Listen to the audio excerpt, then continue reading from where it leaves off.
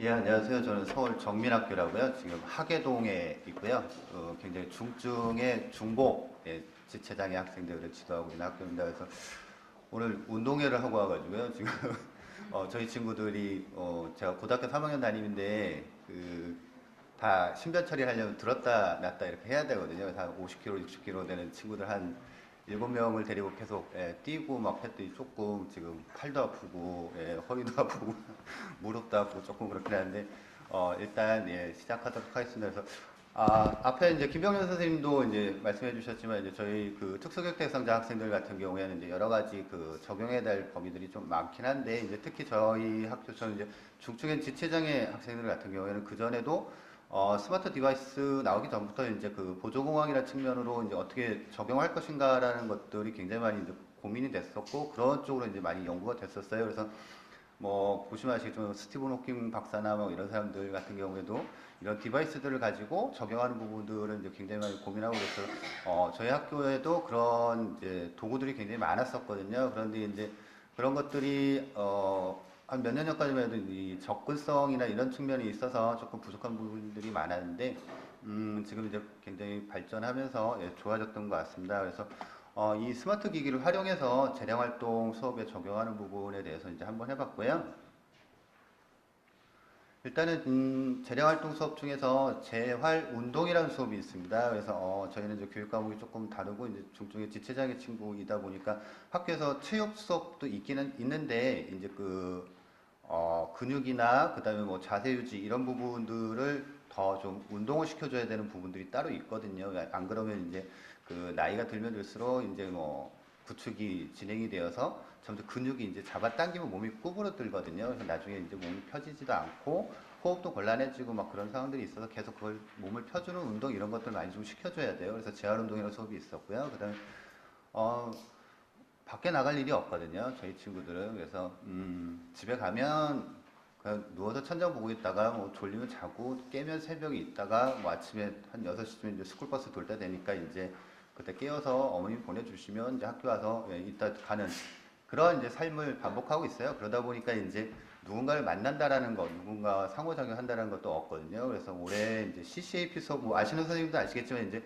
저 유네스코 쪽하고 해서 뭐 우리 한국에 거주하고 있는 외국인과 함께하는 그런 문화 수업이 있었습니다. 그래서 이런 부분들을 이제 저희 올해 신청해서 같이 했었고요. 그래서 이 수업들은 기본적으로 좀 전에 말씀드렸지만 뭐 신체 잔존 기능과 뭐 근력을 발달시켜주는 뭐 그런 것들이 있었고요. 그다음에 뭐 외국 문화에 대한 이해, 그다음에 뭐 상호작용 능력 신장, 그다음에 미래 사회 구성원에서 역량을 강화시켜서 결국에는 장애 극복 의지를 함양을 하고 지역사회에 통합시키는 게 저희 특수교육에서 가장 큰 목적은 세금을 내는 인간을 만드는 거거든요. 저희 세금을 낭비하는 사람을 만드는 게 아니라 세금을 낼 수 있는 사람을 만드는 게 저희 특수교육에서 가장 큰 목표예요. 그러다 보니까 이제 지역사회로서 어떻게 통합을 시킬 것인가 이런 부분들이 이 수업의 목적이었고요.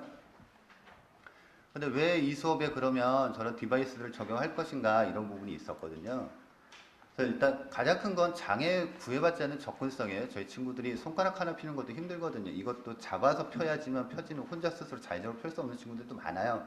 요거 하나 움직이는 것도 힘든 친구들이기 때문에 기존에 나와 있던 디바이스들은 접근이 불가능한 경우들이 많았어요. 그래서 뭐좀 전에 설명드린 키넥트 같은 경우도 굳이 뭐 내가 뭐 건들지 않아도 내 몸의 신체의 적외선 센서만 가지고도 내가 나중에 움직이면 다 조작이 가능하기 때문에 그래서 키넥트 센서에서 기존 기기들이 사용이 어려웠다는 점이 있었고요.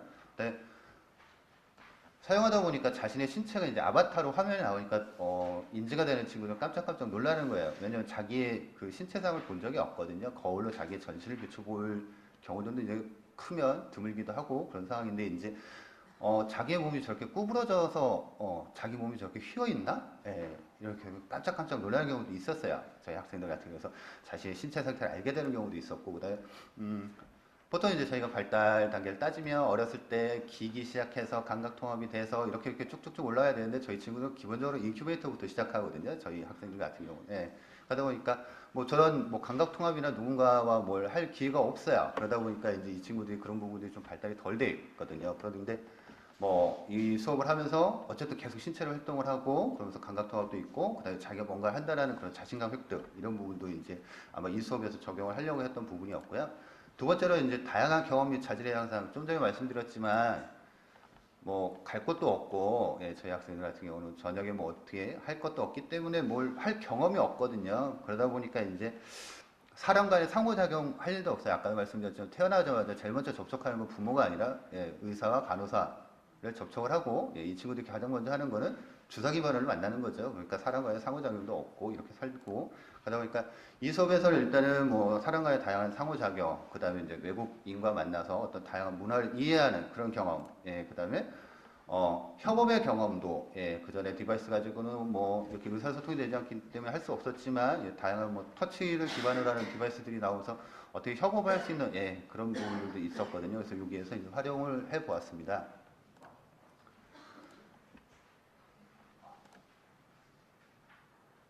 일단은 학생 개인의 신체 능력을 먼저 파악을 해야 됐어요. 팔을 어느 정도 펼 수 있는지, 자기 혼자 설 수 있는지, 누구의 도움을 받을 수 있는지, 아니면 이 친구한테 적용할 수 있는 보조공학 기기들이 무엇인지를 파악을 해야 됐고요. 그다음에 이제 여기서 적용되어질 기기들을 어떻게 활용할 수 있는지, 그런 활용 능력이나 이런 것들 파악을 했고, 그다음에 교실 상황 내에서 어떤 그런 환경을 구축을 해서 이 학생들과 같이 수업을 할 것인가. 그래서 중증 지체장애 학생들한테 적합한 교수학습 지원체를 구축을 해서 수업을 적용을, 예, 하는 이런 방향으로, 예, 설계를 했었습니다.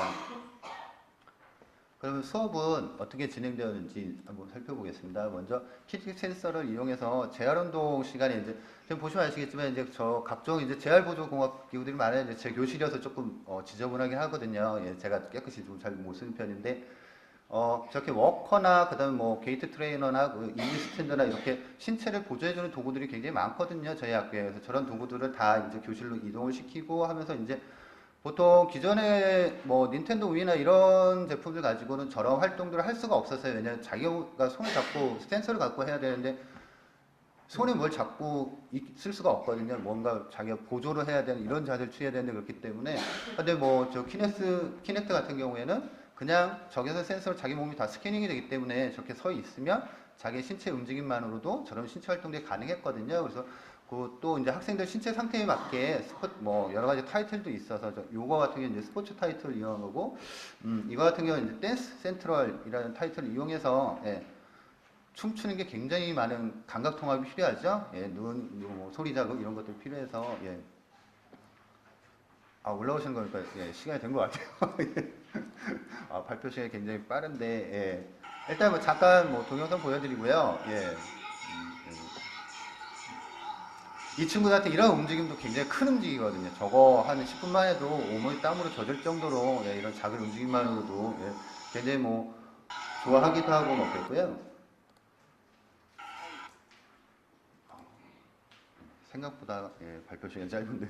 그리고 이제 또 이 스마트 디바이스들을 사용해서 이제 외국인과 하는 그 문화 수업에 검색을 통해서 먼저 사전 정보를 익혀서 이제 각각 학생들에게 일 디바이스를 다 나눠줬거든요. 각종 쓸 수 있는 뭐 아이패드, 뭐 갤럭시 노트, 뭐 여러 가지 탭, PC 종류들을 나눠줘서 이렇게 그 나라에 대한 뭐 사전 정보를 획득을 하고, 그다음 구글 어스나 이런 것들을 보고 그 나라에 대한 정보들을 갖고, 그다음에 각종 뭐 질문할 자료들을 다 뭐 획득을 하는 이런 수업을 했고요.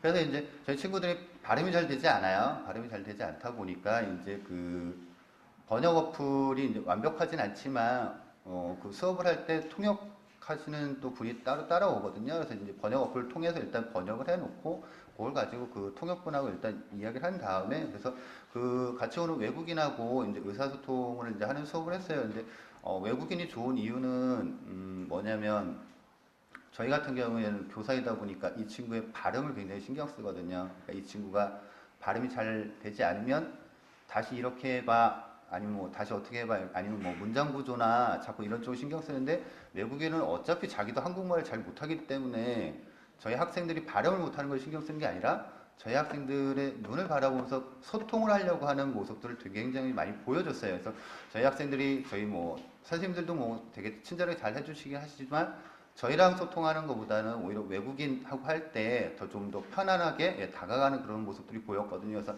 올해 이번 수업은 굉장히 좀 잘 선택했다라는 그런 생각이 들었고요.